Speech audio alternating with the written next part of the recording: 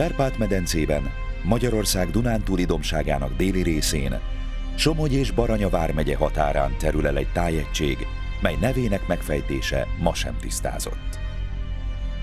A szláv nyelvből eredeztethető szó, mely ékes, kellemes, erdő alatt fekvő tájat, szélvidéket vagy a makkot termő fát is jelenthet. Egy szóval mondva, Zselic.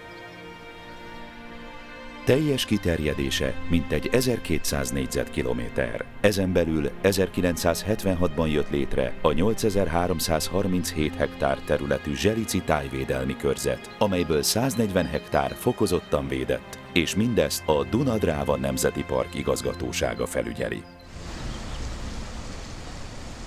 A legfontosabb települései között találjuk a Zselic északi határán fekvő Kaposvárt, Somogy vármegye székhelyét. A Kapos folyóról elnevezett város egykor erődített várnak adott otthont, amely a mocsaras vidéken stratégiai szerepet töltött be, ám a török idők viharaiban elpusztult. Helyét mára a modern város vette át. A Zselic déli kapuja már Baranya vármegyében található, ez pedig a leghősiesebb magyar város, Szigetvár.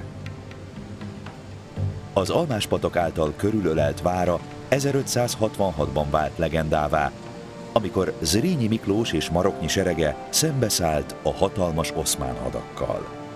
Bár a vár elesett, a hősies helytállás örökre beírta Szigetvár nevét a magyar történelem aranylapjaira. E hősies küzdelem emlékét ma a Magyar-Török Barátságpark is őrzi, amely a két nép közös történelmének fájdalmas, mégis összekötő emlékműve. A Zselic tájegységét északról a Kapos völgye és központi városa Kaposvár határolja. Délen a Dráva sík és a Baranyai dombságba simul bele, keleten a Mecsek vonulatai állítanak neki határt. Nyugaton pedig a belső somogyi homokvidék és erdőségei zárják keretbe. Legmagasabb pontja a Hollófészek, mindössze 358 méterrel.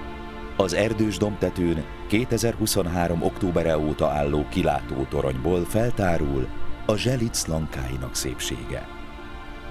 Kelet felé tekintve a Mecsek keleti és nyugati egysége, déli irányba pedig a Dráva síkja rajzolódik ki. Nem messze található a Nagy Máté vadászház és a Dél-Dunántúli Kék túra útvonalától, így a túrázók számára nem csak kilátópont, hanem fedett tornya nyári menedékként is szolgálhat.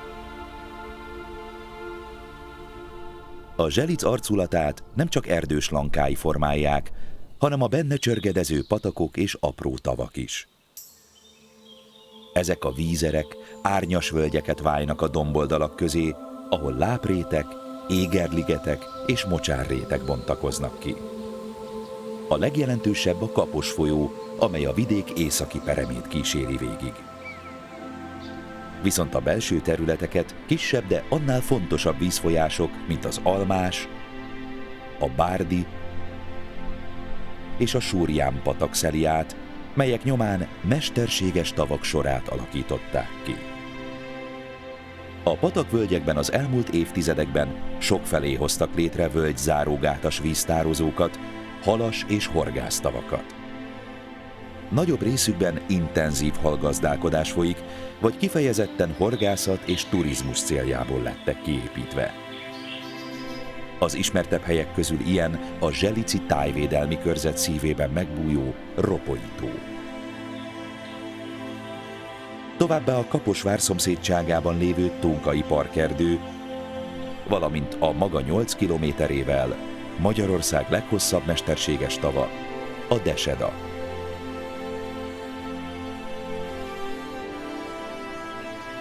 Bár a vizek többsége az ember munkájának eredménye, környezetükben sokszor olyan élőhelyek születtek, ahol gazdag növény- és állatvilág talált otthonra. A vízparti réteken a sétkender virágai nektárjukat kínálják, amit a pókhálós lepkék szívogatnak kitartóan. Az emberi jelenléthez is jól alkalmazkodó bütykös hattyúk méltóság teljesen siklanak a tavak csendes vizén.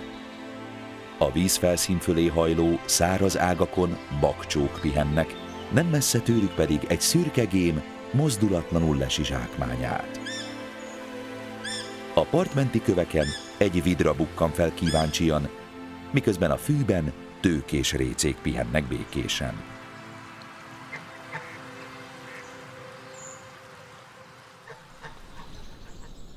Ám a táj igazi kincsét a hatalmas, összefüggő erdők jelentik. A Zselicben a legjellemzőbb fafajok a bükk és az ezüsthárs, mellettük a gyertyán, erdei fenyő és a tölgy borít árnyékot az ösvényekre, s mindezek gazdag növény- és állatvilágot rejtenek. A magas fák között az erdei ajnövényzetben a magyar varfű bíbor füzérei és az indás pimpó sárga virágai csalogatják magukhoz a rovarokat. A fű között megbújik az ízletes vargánya, mellette erdei béka lapul mozdulatlanul, a korhadó fatörzsön közben egy gyászcincér pár keres menedéket, mindezt a zöld gyík hímje figyeli éberen. Odafent a lombok között is zajlik az élet. A magasba épített fészekben fekete gólya eteti fiókáit,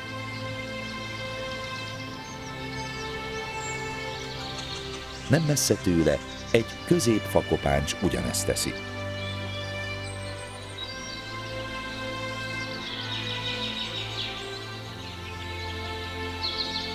A macskabagoly fióka is éhes már, türelmesen várja szüleit. Alattuk a sűrűben egy vadmacska ólálkodik hangtalanul.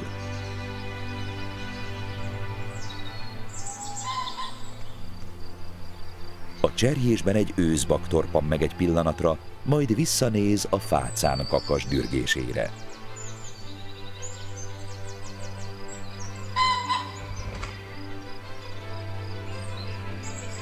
Erre a magas ágon pihenő darázsöjl is figyelmes lesz. A tisztáson dámok legelnek, egy kicsit távolabb muflonok rejtőznek a magas fűben. A dagonyázás után egy vaddisznókoca dörzsöli oldalát a fatörzséhez, miközben csíkos malacai összebújva pihennek a földön. Az erdő szélén gémszarvas tehén óvja idei borját, a háttérben pedig a bika feszült figyelemmel hallgatja az erdőneszeit.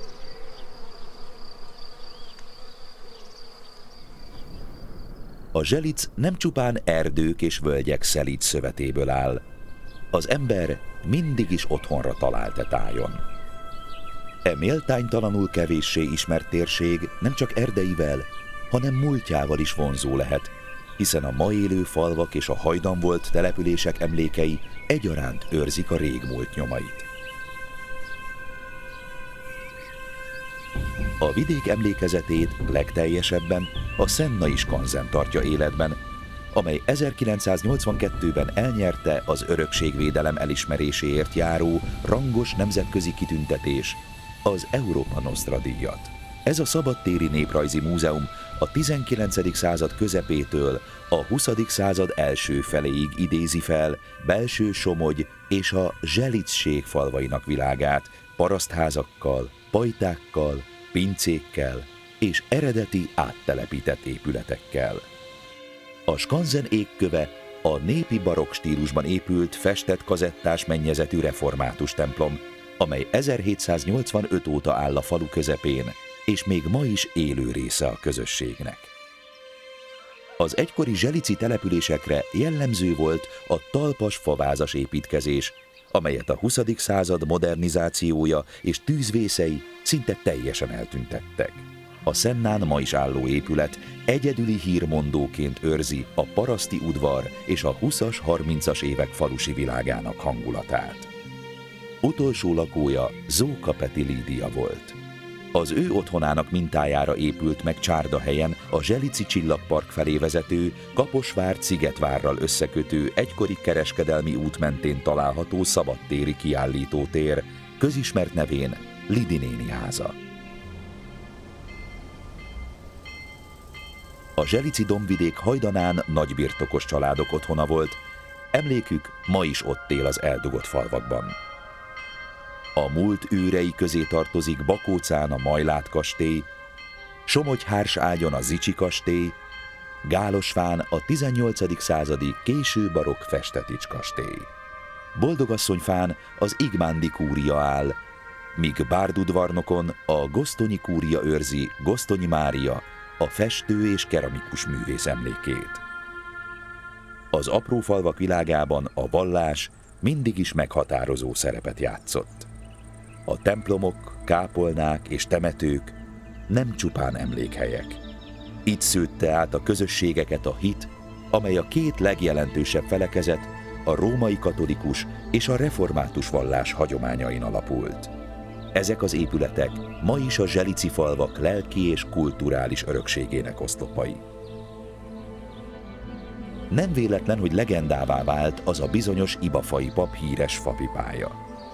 A népszerű mondóka az egykori plébános Hangai Nándor nevét őrizte meg, s ma már Pipa Múzeum emlékeztet erre a különös történetre. A népi mondákhoz kapcsolódik még egy másik zarándokhely is, a zselici rablóvezér Nagy Pál, vagy ahogy a nép nevezte, Mészáros Pali, azaz Pali betyár síremléke is. Az erdők mélyén ma is felfedezhetők olyan eltűnt zselici falvak nyomai, mint Enyezd, Ropoly vagy Márcadó. A sűrűben megbújó takaros erdészlak közelében állt Denna is, egy középkori település, amely csaknem 500 éven át volt lakott. A török dúlás idején elnéptelenedett, s ma már csak a Feneketlen kút és a Mátyás kút őrzi legendákkal átszőtt emlékét. A letűnt múlt elmosódott nyomai között ott találjuk Kánt és Goricát is. Ezek a falvak a múlt század 70-es éveiben ürültek ki. Az egykor omladozó parasztházak azonban új életre keltek, felújítva, eredeti formájukhoz hűen tündökölnek. Így ma már romantikus, különleges hangulatú üdülőfalvakként élhetnek tovább. Az erdők csendjét valaha vasútvonalak törték meg. Ilyen volt a Ropolyi gazdasági kisvasút, ami az erdők kincseit, fát és homokot szállított Kaposvár felé. Itt működött a híres Dugáskút megálló is, amely nevét a környéken használt duga, vagyis dongafaszóból kapta. Ugyanez igaz a Kaposvár-Szigetvár vasútvonalra is, amely 1900-tól 1976-ig a Zselicen keresztül kötötte össze a két várost. Nyomvonala ma még imitt-amott felfedezhető, helyenként túraösvények is kísérik, emlékét pedig a hajdani megállóhelyek épületei őrzik. A zselici vasútvonalaknak utolsó élő hírmondója a zselici csühögő, vagyis az Almamelléki erdei vasút.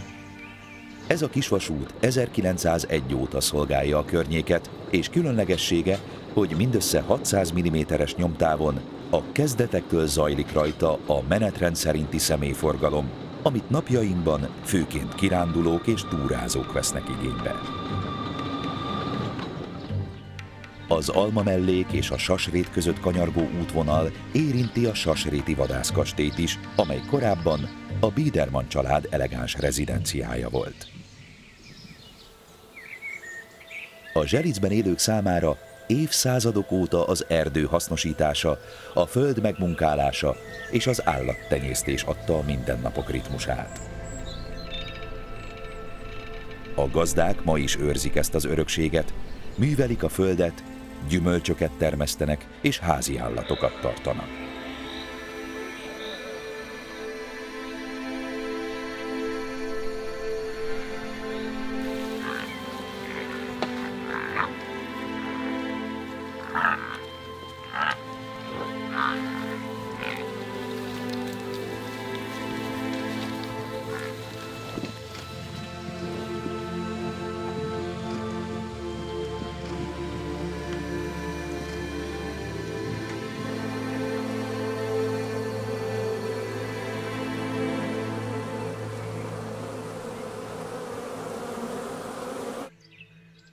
Itt, ahol az alpesi hűvös és a szubmediterrán enyheség találkozik, A táj különleges klímája kiegyensúlyozott időjárást teremt, enyhe teleket, bőséges, évi 700-800 mm-nyi csapadékot és mérsékelt hőingást.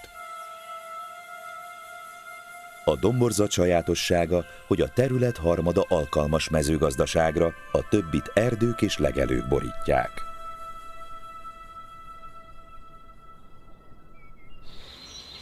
Ám a gazdálkodás nem csupán a termőföldről és az állattartásról szól.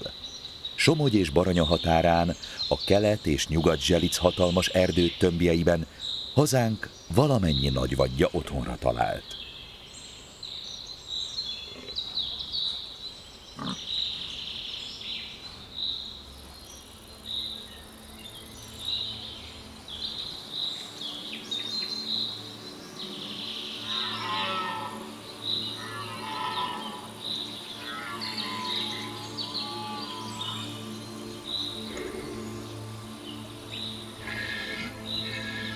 Közülük is kiemelkedik a táj királya, a gímszarvas, amelynek trófeái világhírűek. A szeptemberi szarvasbőgés és a téli hajtóvadászatok különleges élményt adhatnak. Az erdők mélyén vadászházak, vadföldek és vadaskertek várják a vendégeket. A vadászat itt szigorú etikai szabályok szerint zajlik, hiszen nem pusztán sport, hanem a táj rendjének őrzése is. A Zselic dombjai földtani csodákat is rejtenek. Egyikük a Lozsitik út közelében található cseppköves méztufa hasadék, ahol a Súrján patak mellékága a laza üledékeken átvágva elérte a keményebb Pannon homokkövet. Itt kis szurdok formálódott, s a szivárgó vizek a kőzet karbonátját kioldva, majd újra kicsapva méztufát hoznak létre. Mohapárnák és páfrányok segítik a folyamatot, amelyből apró cseppkövek születnek. Nem messze innen, Gálosfa és Szágy között egy másik különleges földtani érték várja a természetjárót. A Rockenbauer Pál dél-dunántúli kék túra egyik szakasza mentén lépcsőkön ereszkedve páradús szurdokba jutunk. Ezen a helyen kristálytiszta forrásvizek szivárognak a repedésekben és üregekben. A cseppek nyomán ma is cseppkövek nőnek, innen ered a hely neve Csepegőkő.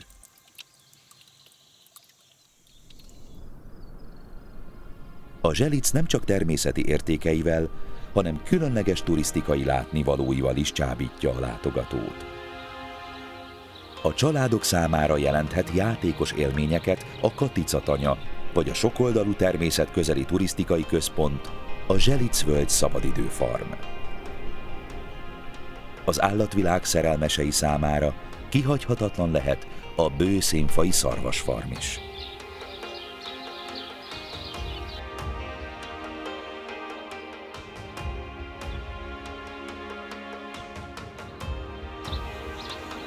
Itt testközelből találkozhatunk vadállatokkal és háziállatokkal egyaránt, miközben bepillantást nyerhetünk a legeltetésre alapozott hagyományos állattartásba és vadgazdálkodásba.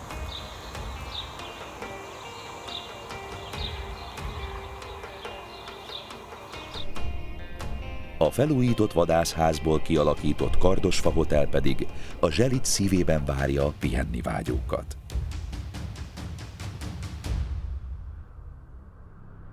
De a Zselic varázsa nem ér véget a nappal fényeivel. Éjszaka a csillagos égbolt ragyogása teszi azt különlegessé. 2009-ben a Zselici Tájvédelmi Körzet Európában elsőként nyerte el a Nemzetközi Csillagos Égbolt Park címet. A Zselici Csillagpark ma planetáriummal, távcsőkupolával, interaktív kiállításokkal és túrákkal várja az érdeklődőket. Mellette emelkedik ki az ország legmagasabb, 25 méteres faszerkezetű kilátója, ahonnan a dombok tengerére és az égbolt végtelenjére nyílik kilátás.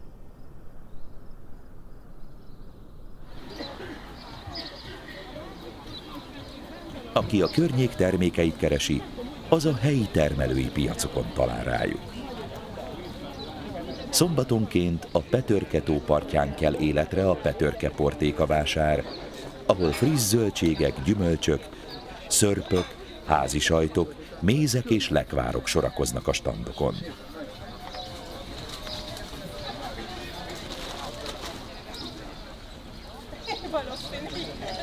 A kézműves portékák, helyi ízek és a baráti beszélgetések a régi falusi piacok hangulatát idézik.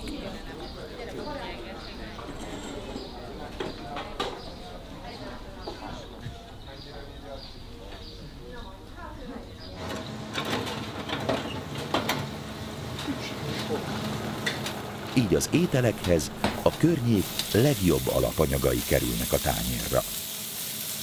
A zselici vendégszeretet hamisítatlan gasztronómiai élménnyel ajándékozza meg a látogatót, méltóképpen bemutatva a vidék ízeit.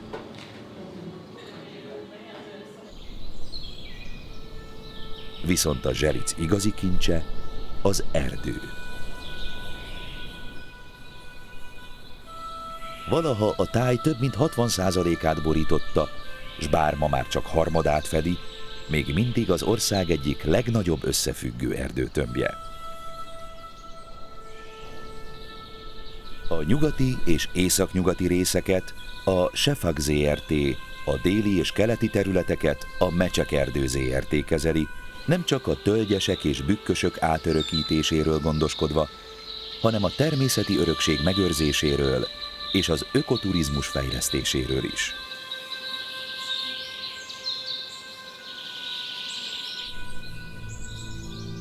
...2000-ben itt jelölték ki a kiemelkedő értékké váló Ropoi erdőrezervátumot. Több mint 140 éves bükkök és ezüsthársak különleges elegye adja meg az erdő ezüstösebb fénylő arcát.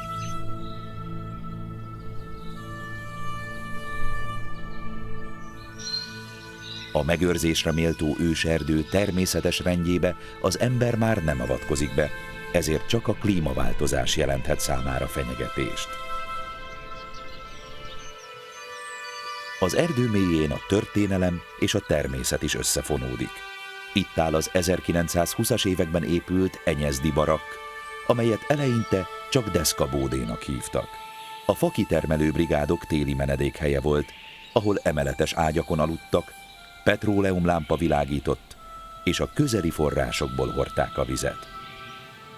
Az utak és a gépesítés megjelenésével elvesztette szerepét, de 2003-ban a zselici erdészet új életet adott neki.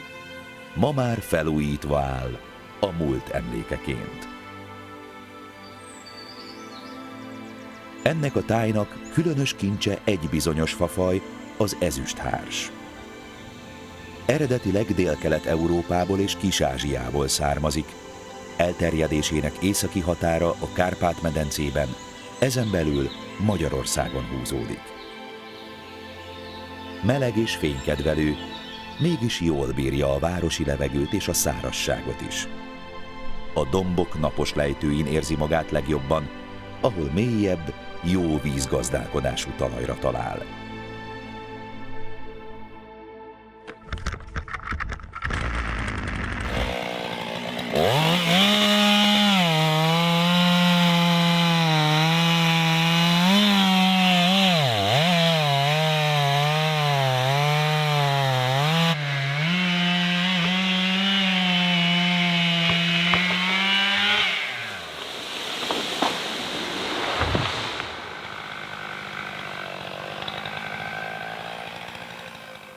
Fája könnyű, jól megmunkálható, a bútor és hangszerkészítés kedvelt anyaga.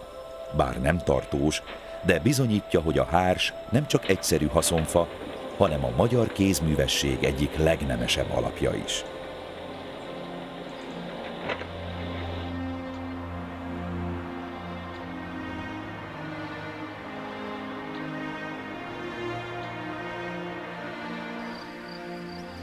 Az ezüsthárs virágai többnyire június végén, július elején nyílnak, lezárva a hársak virágzási sorát. Előtte a nagylevelű hárs, majd a kislevelű hárs, végül az ezüsthárs bontja szirmait. A fajokat legkönnyebben a levelek fonákján, az érzugokban található apró szőrpamacsok színéről lehet megkülönböztetni. Az ezüsthárs illatos virágait gazdag rovarvilág látogatja, méhek, poszméhek, legyek sokasága.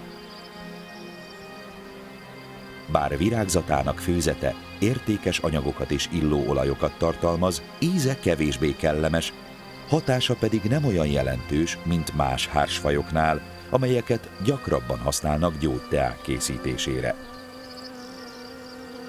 Viszont az ezüsthárs igazi ajándéka a virágai nektárjából születik.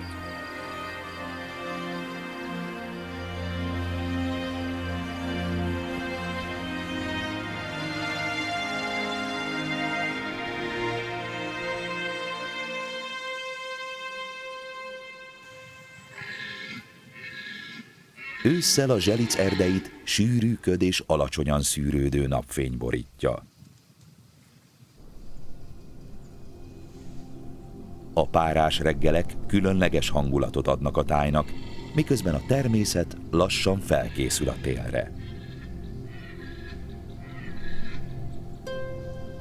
A magasból látszik igazán, hogyan öltözik színekbe az erdő. A fák lombkoronája a sárgától a mélyvörösig minden árnyalatban pompázik, mielőtt a levelek lehullanának. Ebben az időszakban az állatvilág is élénkebb. A gímszarvasok a tisztásokon keresnek táplálékot, a vaddisznó koca süldőivel együtt túrja a földet, rovarok, gumók és lehullott termések után kutatva. Az erdőszéli legelőkön az őzlábgomba, a ragadós bocskoros-gomba és a gyapjas tintagomba növekszik, közelükben a fű között megbúvó őszi kikerics visszavonhatatlanul jelzi az ősz beköszöntét.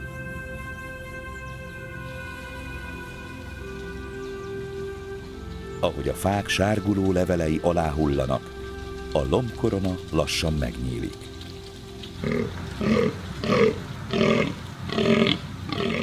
Az erdő csendjét csak a dámszarvas barcogása töri meg. Nagyon köszönjük, egy nagy tapsot kérnénk szépen nekik. Ez az évszak nem csak az erdőkben, hanem a helyi méhészek körében is ünnepet hoz. Ez időtájt, Kaposvár főutcáját benépesítik a mézes és kézműves sátrak.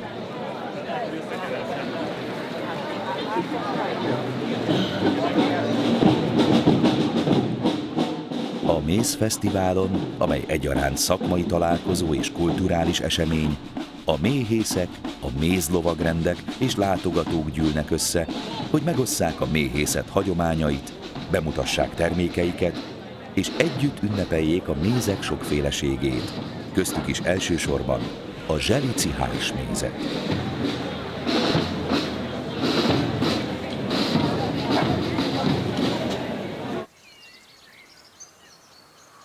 A látkép ezután lassan megváltozik. A színes dombokat fehér hólepel fedi be, a kaptárak körül is elcsendesedik minden. Beköszöntött a tél a Zselicben. A méhesben is nyugalom van, csak a méhész nézi át kaptárjait. Vizsgálja a kijárókat, ellenőrzi az egérrácsokat. A méhek most nem repülnek, a kaptár belsejében szoros telelőfürdbe húzódva vészelik át a hideget.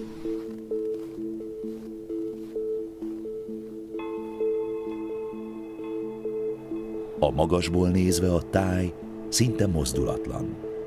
Az éghajlat változása miatt a hó ma már ritka látvány, de most fehér paplanként fedi az erdők domborulatait. A fák ágain levelek már nincsenek, csak a dér ül meg a csupasz koronákon. Minden békés és háborítatlan.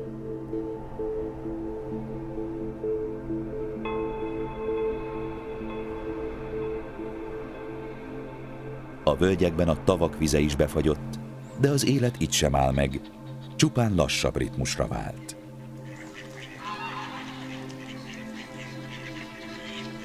A jég felszínén tőkés récék tipegnek óvatosan, 4 gácsér és 4 tojó, mint párban. A fagyos földön egy muflonkos pihen és szemlélődik, miközben társai a szénával megrakott etetőnél falatoznak. A domboldalon pedig gímszarvasbikák bukkannak fel. Az erdészeti gépek is némán pihennek a sarangok mellett. Az ember munkája is szünetet tart, és a természet csendje veszi át az uralmat. A dombok között megbúvó falvakra is rátelepszik a tél. A házak fehér hó alatt szunnyadnak, amíg a kéményekből lassan száll fel a füst. De míg kint a természet nyugalomban pihen, bent a városban zajlik az élet. Kaposváron ebben az időben tartják a téli méhész találkozót. Így gyűlnek össze a méhészek, szakemberek és érdeklődők, hogy tapasztalatot cseréljenek, építsék a közösséget. Előadások szólnak a méhészet aktuális kérdéseiről, a kutatások eredményeiről és a szakma jövőjéről. Eszközkiállítás és vásár is várja a látogatókat. Pergetők, fedelezők, méhészruhák, szerszámok, méhészeti gyógyszerek, minden, ami a következő szezonra szükséges lehet. Közben odakint a Zselicben telnek a napok. A téli méhes lassan változik. A nappalok hosszabbodnak, a hideg enyhül. A hó elolvad, és a természet újra éled. Egy pillanat alatt a téli tájból tavaszi világ születik. A fák kivirágzanak, a mezők kizöldülnek, és a méhek ismét kirepülnek, hogy megkezdjék újévi munkájukat. Ezután megérkezik az igazi tavasz, a természet zöld köntöst ölt. Az erdő alján sorra mutatkoznak a kikelet első hírnökei. A hagymás, fogas ír szirmai szinte világítanak a nedves avarban. A mellette lévő kidőlt rönkön az olajfényben csillogó, sötétkék páncélú, közönséges nünüke bandukol. A berki szellőrózsa, a sárga árvacsalán, az erdei szamóca és a gumós nadálytő virágai a korán ébredő rovarokat hívogatják. Az orvosi tüdőfű pettyes levelei és rózsaszínből lilává érő virágai jól jelzik a tavasz változékonyságát. A naposabb részeken pedig a közönséges ínfű erőteljes kékje díszíti a talajt. A Zselic dombjai lassan új életre kelnek. A lombkorona hajtásai friss zöldek, puhák és zsengék, köztük az ezüsthárs levelei is, melyek ilyenkor bársonyként ragyognak a tavaszi fényben. A hosszú útjukról visszatérő fehér gólyák is megérkeznek. Ősi fészkeiket újra birtokba veszik, és a tájkép ismét teljes a jelenlétüktől. De a zselici erdő egyik legnagyobb tavaszi kincse a medvehagyma. Illatos levelei lágy szőnyekként borítják be a gyertyános, tölgyes és bükkös erdők alját. Gyógyereje márciusban és áprilisban a legnagyobb, ekkor is gyűjthető, még mielőtt hófehér, csillag alakú virágai nyílnának. A medvehagyma nem csak az ember számára értékes egészségvédő táplálék, hanem az erdei ökoszisztéma fontos része is. Levelei nedvességet őriznek a talajban, virágai nektárt kínálnak a méheknek és más beporzóknak.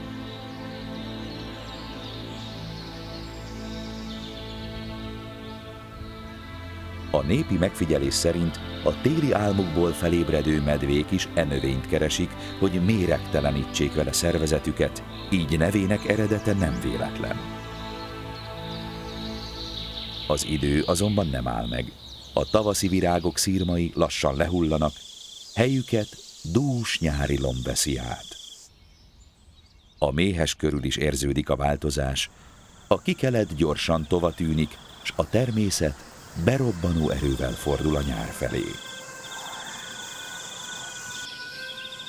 A méhészkedés hagyománya a 13. századig nyúlik vissza, amikor a helybeliek még mézben fizették adójukat, jelezve a hársméz ősidők óta ismert értékét a Zselicben. Az erdők bősége és a gazdag növényvilág ideális otthont adott a méheknek, a tudás pedig generációról generációra öröklődve ma is e táj kultúrájának része. A repce, majd az akác elvirágzása után most a méhek és a méhészek egy újabb méhlegelőre készülnek, az ezüsthárs virágba borulására. Június közepétől, ha az időjárás is kegyes, bódító illat lengi be a dombokat és falvakat. A zöld lomb között fürtökben nyílnak az ezüsthárs virágai, és szirmaikon már ott döngicsélnek a házi méhek.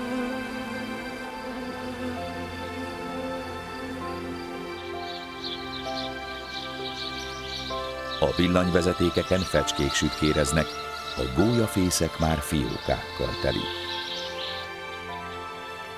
Mezei nyulak szaladnak el a száraz fűben, és velük együtt indul meg a gímszarvas rudli is. A méhes környékén a hím tövisszúró gébics figyeli a színes tollú gyurgyalagokat, a nép nyelvén méhészmadarakat, ahogy a rovarokra, köztük a méhekre vadásznak. Így érkezik meg az igazi nyár a Zselicbe. Ez az időszak nem csak a helyben dolgozó méhészeknek kiemelt jelentőségű, hiszen a zselici ezüsthárs illata messziről ide vonzza a vándorméhészeket is. Érkezhetnek a környék falvaiból, valamint Magyarország legtávolabbi vidékeiről. A vándorlás pontos időzítést kíván. A felkészített kaptárak kijáróit a méhészek kora hajnalban, még a pirkadat előtti sötétben zárják be.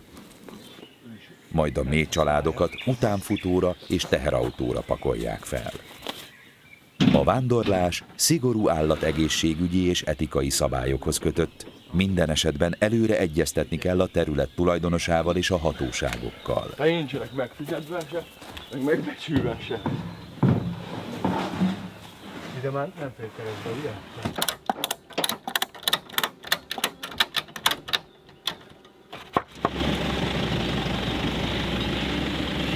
Így lehet az engedélyek birtokában útnak indulni a Zselic felé.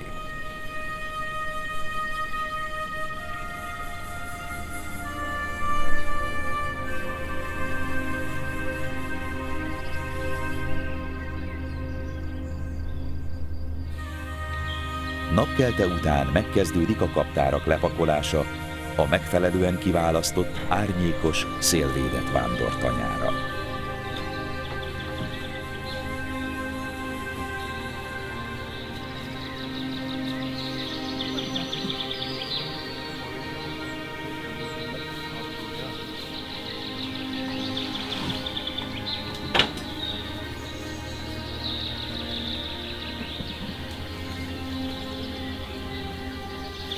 A méhek vízellátásáról is gondoskodni kell.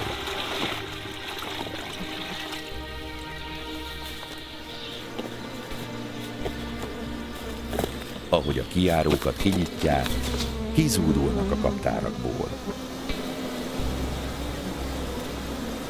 Ezután a gyűjtőméhek tájolni kezdenek, és mintegy 5 kilométeres körzetben felkutatják az ideális méhlegelőt, hogy hozzálássanak a nektár és a virágpor gyűjtéséhez. A nyári forróságban az ezüsthárs különös látványt nyújt, levelei élükkel fordulnak a nap felé, így csökkentik a párologtatást, ezért távolról nézve az erdővel borított domboldalak egyes részei ezüstös színben díszeregnek. Június második felében bontja virágait, amelyek júliusig is kitartanak, bár a klímaváltozás miatt egyre korábban kezdődik a virágzása, és rövidebb ideig is tart. Amikor a levegőt betölti a mézédes, bódító hárs illat, olyankor a nektár termelése bőséges, különösen, ha melegek a hajnalok és párássá válik a levegő. A méhek izgatottabbakká válnak, szúrásuk fájdalmasabb, és a kaptárbontás sem lesz ajánlott. Ebben az időben akár több ezer méh család is összegyűlhet a Zselicben. Ez a zsúfoltság fokozhatja a méhbetegségek terjedésének kockázatát, ráadásul leterhelheti a méhlegelőt. A hordás időszakában sok kijáró méh is elpusztulhat. Ennek oka, hogy a hársak kevesebb tápanyagot biztosítanak, rajtuk kívül alig van más tömegesen virágzó növény a környéken, és a rossz idő esetén a kevesebb nektár nem elegendő mindenkinek. Így egyes családok éheznek, majd legyengülnek.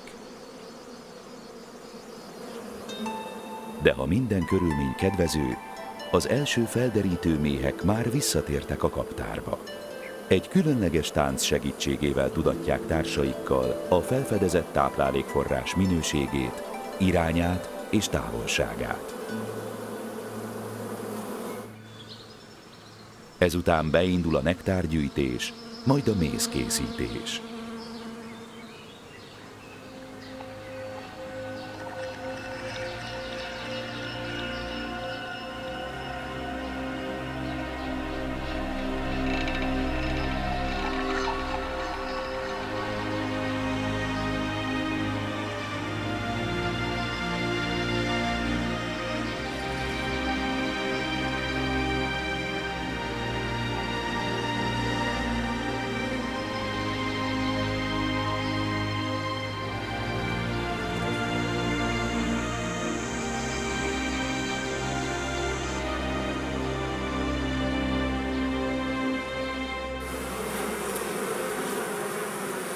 A mézet a méhek saját ellátásukra készítik, de ilyen tömegvirágzáskor a sok nektárt adó méhlegelőn felesleg is képződik.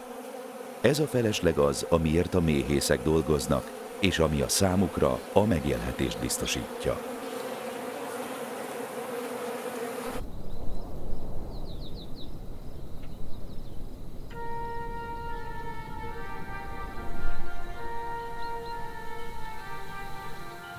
Július elején párás reggel köszönt a Zselicre.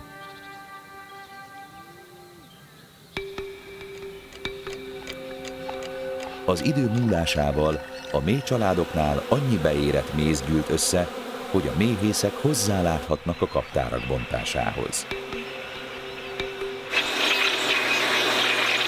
A rakodókaptáras rendszerben fiókonként veszik el a mézet, így akár 10 keretet is leemelhetnek egyszerre, anélkül, hogy egyenként kellene mozgatniuk őket. A folyamat kulcsa a szöktető, egy speciális betét, amelyet a mézzel telt felső fiókok alá helyeznek még napokkal korábban. Apró nyílásain a méhek csak lefelé juthatnak át, vissza azonban nem, így a fiókok rövid idő alatt szinte teljesen méhmentessé válnak. Ha mégis marad néhány a keretek között, a méhészek motoros lefúvóval választják le őket. A kíméletes légáram a méheket egyszerűen a levegőbe emeli, ahonnan visszarepülnek saját kaptárjukhoz. A mézzel teli fiókok az utánfutóra kerülnek, a szöktetőket leveszik a kaptárakról, majd a keretek tetejére takarófólia kerül a hő megtartása véget.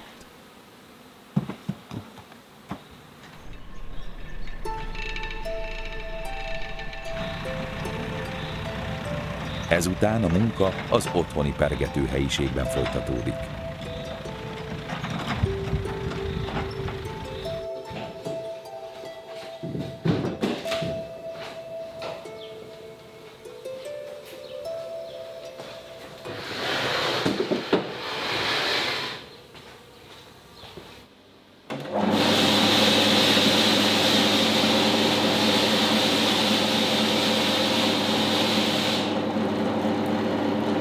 A méz kinyerésének első lépése a fedelezés.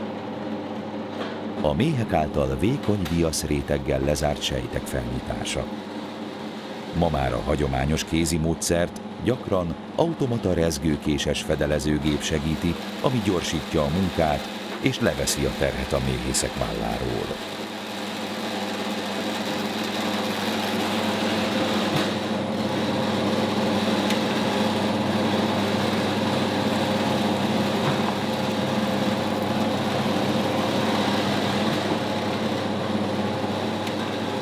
A lefedelezett keretek ezután a pergetőbe kerülnek, ahol a gyors forgás centrifugális ereje kicsapja a mézet a légből.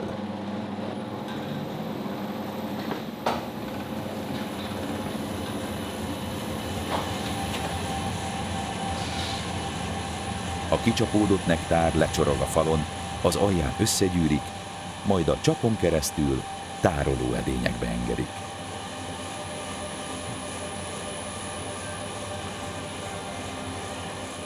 Végül leszűrve, a hordókba töltik a mézet.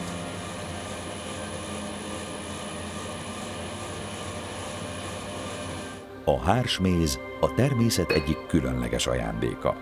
A népi gyógyászatban már évtizedek óta alkalmazzák nyugtató és gyulladás csökkentő hatása miatt a megfázásos tünetek enyhítésére. Lassan kristályosodó, illó olajokban gazdag, domináns ízű mézfajta. Színe a világos sárgától a barnáig változhat, illata és zamata évjáratonként más és más, mindig új arcát mutatja. Csak hogy a zselici hársméz különlegességét maga a táj adja, az őshonos hárserdők, a gazdag élővilág és a méhészek generációkon átívelő munkája. Nem véletlen, hogy 2023-ban a magyar értéktárba is bekerült, mint kiemelkedő nemzeti érték. A Zselici Méhész Egyesület kitartó munkájának köszönhetően pedig már csak egyetlen lépés választja el attól, hogy a hungarikumok gyűjteményének része legyen.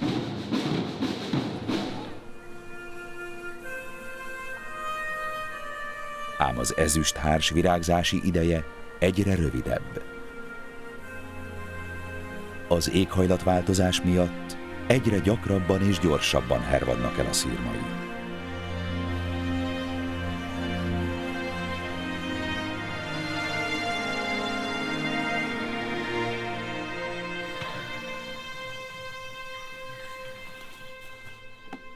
Emiatt a vándorméhészek újra pakolnak, ki hazatér a telephelyére, ki tovább indul más mélegelőre.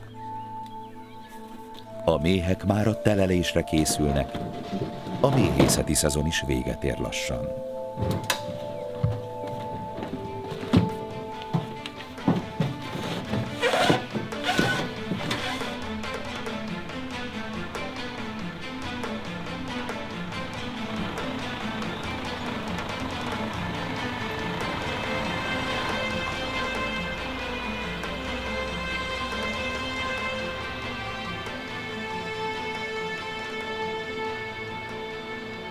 De a természet körforgása sosem áll meg ezen a vidéken. A dombok, az erdők és a csillagos égbolt együtt őrzik a múltat, s ahol a méhek és méhészek szíve újra és újra a hársfák virágzásának idején dobban a legerősebben.